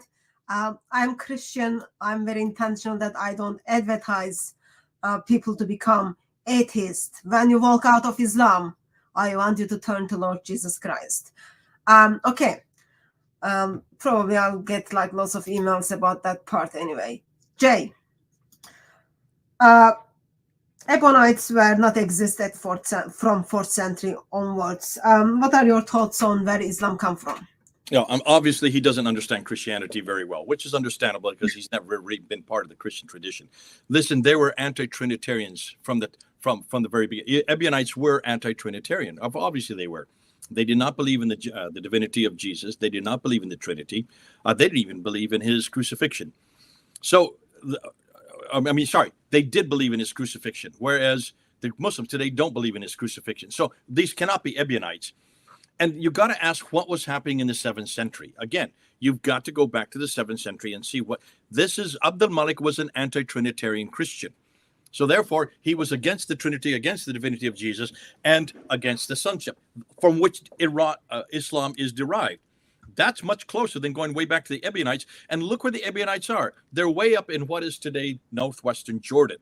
So they wouldn't even been in that part of the world. So why is he choosing Ebionites? I think because he's just not aware that there were many others. The whole Arian controversy in the 4th century, he's not aware of it. The Arian controversy in the 4th century is why we have the Council of Nicaea. It's why Athanasius was commissioned by Constantine, the emperor, to shut down anti-Trinitarian, Arianism. Arianism is one name for it. There are many names for it, but it's basically the belief that Jesus is nothing more than a man, which is what Islam does believe. But here's what's interesting. If he's going to find out really where this came from, start with Abd al-Malik. Why don't you start with a historical character that actually wrote it and actually put it on his inscriptions and put it on the Dome of the Rock and put it on the coin? Look at the coins. Just read the coins. Why doesn't Zakar go to, this guy, Zafar, why doesn't he go to the coins that actually show you this sequence? If you look at the coins, you don't even have to argue for it. The coins are very clear that the beginning of Muawiyah himself was a Christian. He was a Trinitarian Christian. He has a coin. He showed a coin. That was from Muawiyah. He has he has his face on the front. He's holding a cross. There's a cross above his head, and he has another cross. 3 crosses. There's the Trinitarian crosses right there on Muawiyah's coin from 661. In 693, he commissions a new coin with himself holding a cross, and on the back side, another cross above the letter M, and down below it is Mim Ha Mim Dal in Arabic. That's Muhammad right there in Arabic. That's the Messiah, the anointed one. So he was definitely a Christian. If you have any doubt, look at the inscription look at his rock inscriptions. See, this is the beautiful thing about historical criticism. We can go right to the 7th century and we have evidence after evidence after evidence in coins and rock inscriptions. Why? Because the later Umayyads and the Abbasids could not destroy the coins. They could not destroy the rock inscriptions. They could destroy the documents, but they couldn't destroy metal and they could not destroy rock. That's why there's such good evidence for us. And look at this inscription. It was created after Muawiyah built this dam in Taif, which is in Arabia, and he puts this inscription there to commemorate it. And he puts his name, Muawiyah. Here's what's interesting. It's in Arabic, but it's written in Greek. The only ones who write in Greek are Christians. So it's obviously he's a Christian writing in Greek, though it's Arabic. It's an Arabic language in a Greek script. And there's his name, Muawiyah in Greek. His name is Muawiyah Abdullah, the servant of God. Allah is, again, that's the name for God that they use in Arabic. Everybody used the name Allah. The Jews did, the Zoroastrians did, the Christians did, the pagans did. They all used Allah. There's no Muslims this early to use Allah because Islam had not yet introduced itself. There was no, look, we're talking about 661, 662 when this inscription was created. And then he says, Emir al-Mu'minin. Emir means the leader of the believers. Emir al-Mu'minin. There it is on the inscription. Read it. It's right there in Greek. So what believers is he the leader of? Look on the upper left-hand corner and you will see a cross. Obviously, he is the leader of the Christians. So look at the inscriptions, look at the coins. You don't have to go to the Ebionites to know that at this time, there were Christians who were strong believers, but Abd al-Malik isn't. And that's why Abd al-Malik confronts the Byzantines. And that's why he introduces his coins.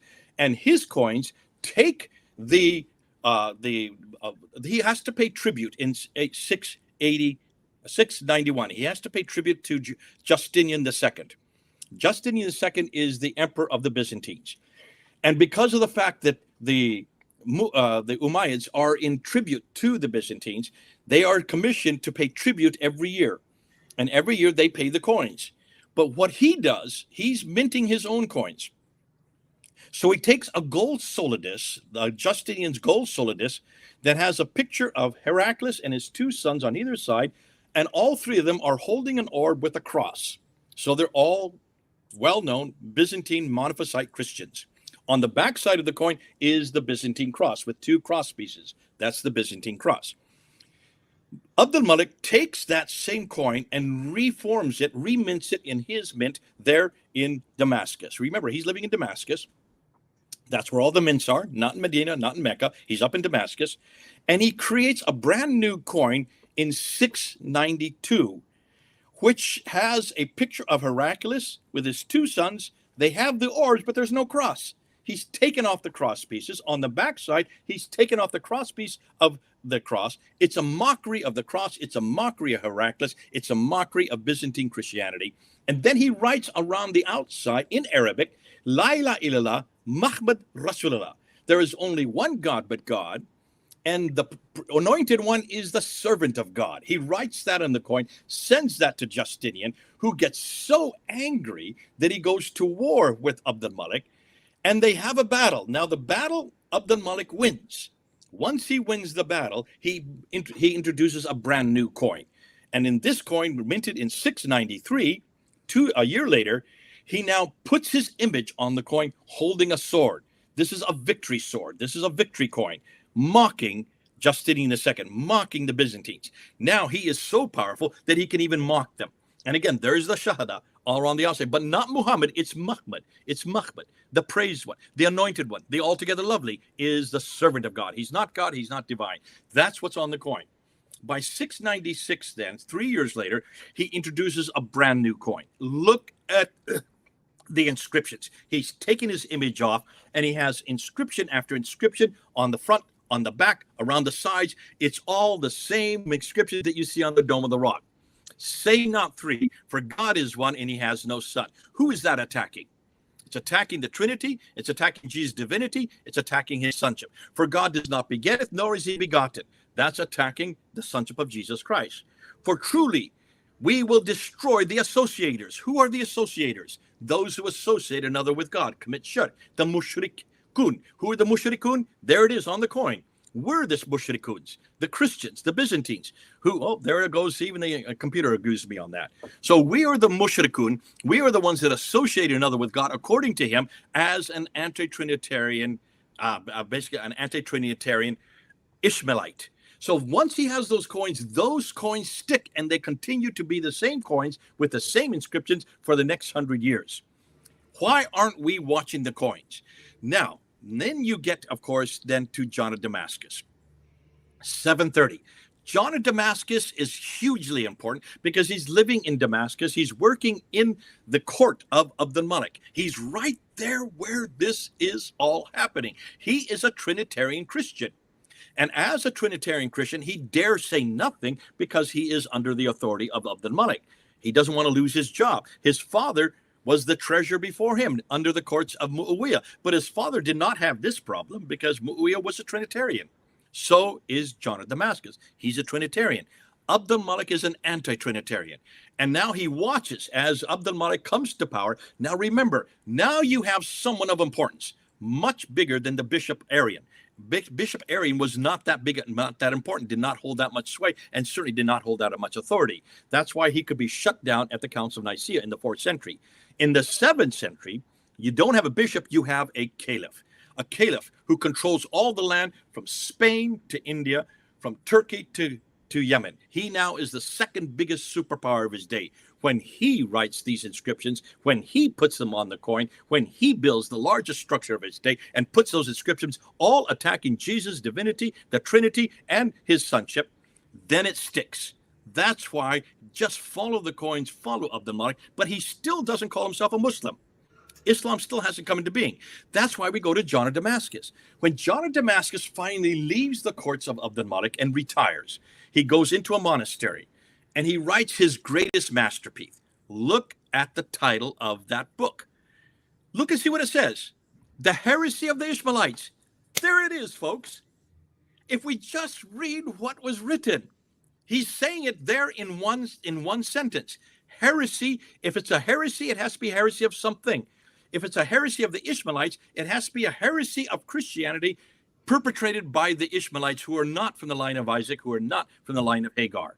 That's why the Ishmaelites have to create their own prophetic line. They have to create their own scripture.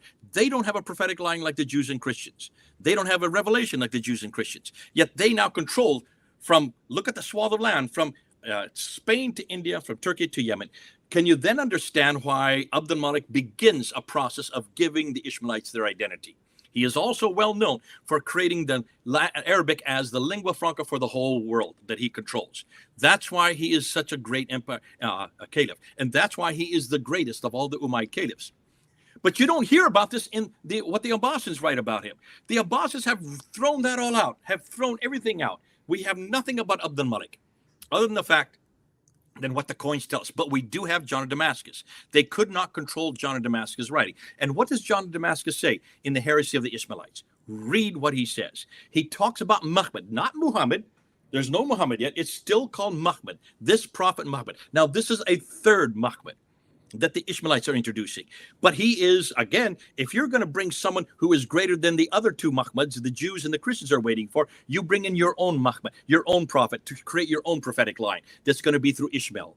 So they have created this prophet. And what did John say? He is a devil of a man. He is a demon of a man. And he writes 4 books. Notice the 4 books that John Damascus mentions. The book of the cow, that becomes Surah Baqarah, that becomes Surah 2 in the Quran today. The book of the Nisa, the book of the women, that becomes Surah 4 in the Quran today. The book of the table, that becomes Surah 5 in the Quran today. And then the book of the camel, that is nowhere in the Quran. So obviously, even as late as 7:30, while John Damascus, who's an eyewitness to what is happening between these Ishmaelites who are anti-Trinitarian and the Byzantine Trinitarians, of which he is, this battle that's going on is not between Islam and Christianity. Islam does not exist yet. It is really an internecine Christian battle between Trinitarians and anti-Trinitarians. Why are we surprised? Because this has been going on. The Ebionites, yes, did have an anti-Trinitarian, but they were not that significant. No one really in control about them. Arian was much more significant in the 4th century, but he was shut down by the Council of Nicaea. Now in the 7th century, this is not a bishop who's bringing this anti-Trinitarian theology. It is a caliph who controls the biggest swath of land in his day. He by far is much more dangerous. But he's not a Muslim yet. There is still no reference to Muslim. John of Damascus calls them Ishmaelites. He doesn't even call them Muslim, and he doesn't even talk about anything about Islam yet. We're still in the mid-8th century. That idea of the people called Muslims, who then bring the religion of Islam about Muhammad, that Muhammad, who is an Ishmaelite Muhammad, who is anti-Trinitarian, that's true, he is anti-Trinitarian. So the idea of what Islam became was started by Abd al-Malik, but that is not Islam as we see today. The Islam we see today was written much, much later. And that's why it's so good that we find these extant manuscripts, because we thought that Islam that we see today was started by the Abbasids. It was started by the Abbasids, but that is still not the Islam that we know today. The Islam we know today, from what all the extant manuscripts we're finding, looks like it didn't come around till about the 11th, 12th, maybe as late as the 15th century, and was not canonized until the 18th century by the Germans and the Dutch. Isn't it interesting? The man Muhammad and what his biography was created by a German scholar living in Berlin in 1860. And the one who creates and gives us the tafsir and the tahriq of Al-Tabari was created by a Dutch scholar who was who wrote between 1879 and 1901. That's the 20th century. Isn't that fascinating? The everything we know about this man that Muslims follow today are by 2 European scholars, one German, one Dutch. Okay, so thank you for that. I had you for 90 minutes, and it's already over 90 minutes, Jay. I've got minimum of 1 for sure question and 1 a possible question if you are still willing to stay a little bit longer. I know your time is already gone 13 minutes ago. I was going to last for 90 minutes. We're gone way over 90 minutes, but go ahead. Ask me your last question. Can it be 2? Because I'll go with 1 question. So this came in, I think the 6th head of the beast in Revelation is the Ottoman Empire and the seventh head of the beast is the rebirth of Islam. Does Dr. Smith see any credence in this? I am agnostic. I don't make those. I don't try to see what Revelations is all about. So I stay away from that. Okay. I'll let you answer that. I think there are many more scholars who are much more able than me. All I can do is what history tells me in the 6th, 7th, and 8th. I don't want to try to unpack whether or not these are the head of one beast or another. There are many other scholars that can do better than me on that. Anthony Rogers would be someone you need to ask about that. Okay, thank you. I think she's also Anthony's admin anyway. Since that answer was very short, I think you've got. Go ahead. Ask me the last question. This is important because I think it's still confusing. So I'm still confused about Muhammad. Okay, I know, hey, it's just a little title, but who was the person killed the Jews and Christians, and who is the one that converted everyone into Islam by force? So because history and tradition kind of crashes, people want to figure out where they can place traditional Muhammad or Muslims Muhammad. So how do we kind of help brothers and sisters or ex-Muslims to kind of use that in their engagement? So how does it work? Okay. Ricardo, I'm going to destroy everything that you have heard or believe. I'm going to destroy everything that Hatun has spent so much time trying to form and formulate. I'm going to destroy it with one sentence. None of that happened. There was no killing of Jews and Christians by a man named Muhammad. There were no 29 battles or 30. Have you ever noticed? Look at those battles and see if you can place them in a historical context. Can you see? Even the ones that are referred to by outsiders, where you have, I think it's John of Nicaea, who talks about, or it's Thomas the Presbyter, who talks about these Ishmaelites, who, along with the Jews, 15,000 Jews attacked the Byzantines. And this guy, Mahmud, is the one that led them. Since when, historically, are there any 15,000 Jews who joined with the Arabs to attack the Byzantines? There's no reference of this anywhere in any documentation.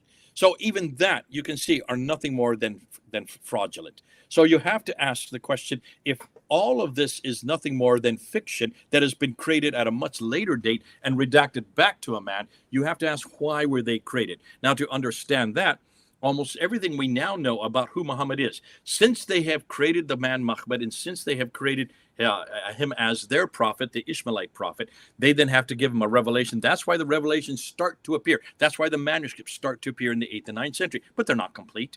And at the time of John Damascus, there's only 4 books, of which become 3 chapters in what is today the present Quran. So we now have to reform everything we believe, and we're going to have to look and say, whoa, then why is it that we have all these stories about Muhammad? Well, once you have a man and you have the book, then you have to give him a backstory. You have to give him a life. You have to give him a character. You have to give him all these stories. Now stop and look and see almost every one of these stories. When you look at the names that are in these stories, all those names are not from Mecca and Medina. They're not from the Hijaz. They're not from Arabia. They're from way up north. Khadija, that's a northern name. Umar, that is a northern name. Abu Bakr, that is the people of the Bakr, who are the Lakhmids, way up in the north. They're in what is today Mosul and Tikrit. That's in Iraq. All of these are much, much later, and they're much too far north. All of this is material that has been put together during the Abbasid and mainly during the Ottoman period to basically create authority for the things that they're doing. These are many times practices or theologies or doctrines that they want to introduce because they're having disputes with someone or another. You put the name of Muhammad onto it and you put it into the story about Muhammad. We do the same thing in Christianity with the Gospel of Thomas, the Gospel of Judas, the Gospel of Barnabas. None of these were written by Thomas or Judas or Barnabas. They're all written hundreds. In fact, the Gospel of Barnabas was written in the 17th century, redacted back, to give authority for the man who wrote the Gospel of Barnabas. So in Christianity, in every religion, you have fraudulent writings to give a backstory to the or to a practice or a belief that you want to introduce, and you have to give the authority of Jesus or his disciples or Paul to it. And by doing that, you then can say, this is exactly what happened. That's why I say, don't waste my time with 11th, 12th, 13th, 14th, and 15th century material. Go back to the 7th century. In order to know who exactly was there was no Muhammad. There were many people called Muhammad. That was a title that was all over the 7th century. But take a look at every one of those. There are only 5 references in the 7th century in Christian sources that refer to the name Muhammad. Look and see where they place him. They place him in Syria. They place him in Gaza. They place him in Baghdad. They place him way up in Tikrit and Mosul. Did Muhammad of Islam ever go to those cities? Did he ever live in any of those cities? Absolutely not. So even the places that they place these Muhammads are too far north. And of course, they are all referring to the praised one, the anointed one. Remember, many people use that title, the praised one, whenever they want to aggrandize themselves, like the reverend or the doctor, like we use today. They may not be doctors, they may not be reverends, or the El Capitan, the great reformer. All these titles that people put in front of their names to aggrandize themselves, and many people thought that they were going to be messiahs. The Jews, the exilarchs living in Baghdad, which in the 7th century, 5 of them all put Muhammad before their name. Muhammad ben Huziel. Ben Huziel was an exilarch, leader of the seminaries there in Baghdad in the 7th century, and he put the title Muhammad to aggrandize himself, to say, I am the Messiah, but he died. So the next exilarch, who is Al-Salman, put Muhammad al-Salman to aggrandize himself. That's why you've got to just see what's happening in the 7th century. Muhammad's everywhere. And that's why everything you're going to read about your Muhammad, the Muhammad of Islam, the Muhammad of the Abbasids and the Ottomans, not the Umayyads, that Muhammad, all these stories are fraudulent. Now. In saying that, that doesn't mean don't stop using them. Like I've said to Hatun many times, you still got to use them, because Muslims today still believe that they're not fraudulent. Historically, they are fraudulent.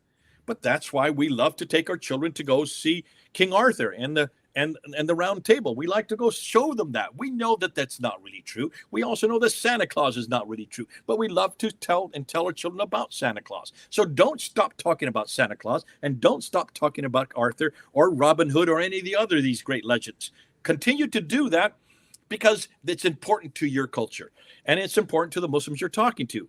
And if that is their Muhammad, the Muhammad in the 21st century that they follow, although his story was only created 160 years ago by a man named Wustenfeld in Germany, nonetheless, you still got to engage with them at that level. So there's that internal critique that you need to do, that internal polemic that you need to continue. And that's why I say to Hatun, to David Wood, and to Sam Shamoun, continue to do the internal critique. We still need that.